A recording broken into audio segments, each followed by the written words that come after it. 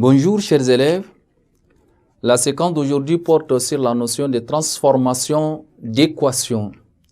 Comme vous le savez, la séquence précédente, nous avons vu la représentation paramétrique d'une droite. Aujourd'hui, on va voir la transformation d'équations, c'est-à-dire on transforme une équation paramétrique en une équation, n'est-ce pas, de la droite ou bien équation cartésienne de la droite.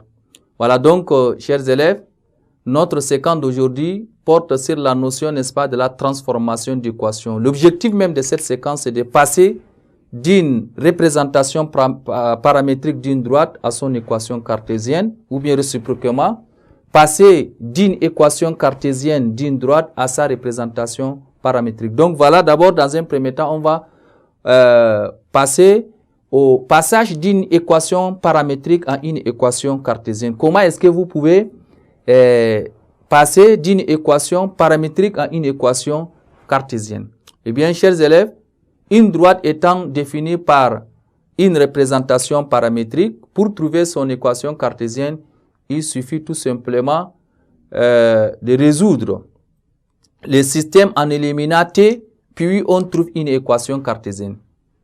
Ou bien, trouver un point et un vecteur directeur de cette droite-là, puis on détermine son équation cartésienne. Je répète encore, une droite étant définie par une représentation paramétrique, pour trouver, n'est-ce pas, son équation cartésienne, on peut résoudre le système en éliminant T, puis on trouve une équation cartésienne, ou bien trouver, n'est-ce pas, un point et un vecteur directeur de cette droite, puis on détermine son équation cartésienne. Très rapidement, je vais vous donner un exemple.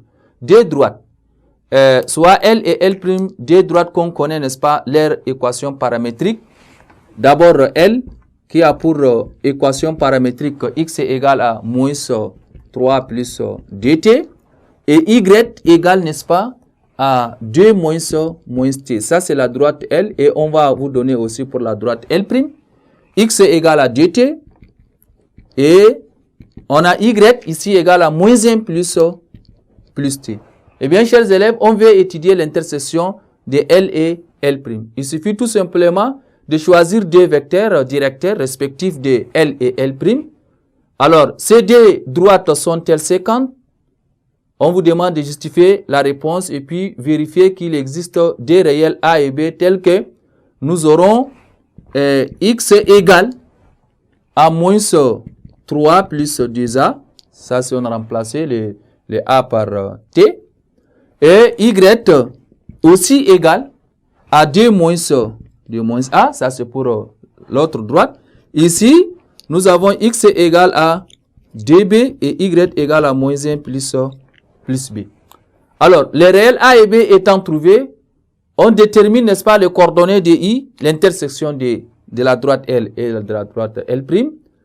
Et puis, on détermine une équation cartésienne de la droite, comment on appelle ça, L. Comme L et L' sont séquentes en i, chers élèves, i appartient, n'est-ce pas, à L'. On détermine le t en utilisant ce qu'on appelle la dernière condition, puis on détermine le coordonnées, n'est-ce pas, du point i. Voilà comment la méthode qui vous permettra de déterminer une équation paramétrique en connaissant, n'est-ce pas, l'équation cartésienne. Alors, maintenant, cette fois-ci, passage d'une équation cartésienne en une représentation, n'est-ce pas, paramétrique. Alors, chers élèves, cette méthode-là, lorsqu'on vous donne une droite, et la droite étant donnée par son équation cartésienne, pour trouver, n'est-ce pas, son équation paramétrique, il suffit de déterminer les coordonnées de l'un, n'est-ce pas, de ce point, et de l'autre, n'est-ce pas, de ces vecteurs directeurs. Je répète encore, une droite étant donnée par son équation cartésienne, pour trouver son équation paramétrique, il suffit de déterminer les coordonnées de l'un de ces points et de l'un, n'est-ce pas, de ces vecteurs directeurs. Là, vous pouvez passer, n'est-ce pas, d'une équation cartésienne en une équation, n'est-ce pas, en une représentation plutôt paramétrique d'une droite donnée. Voilà, chers élèves, ainsi prend fin cette séquence et à la prochaine séquence.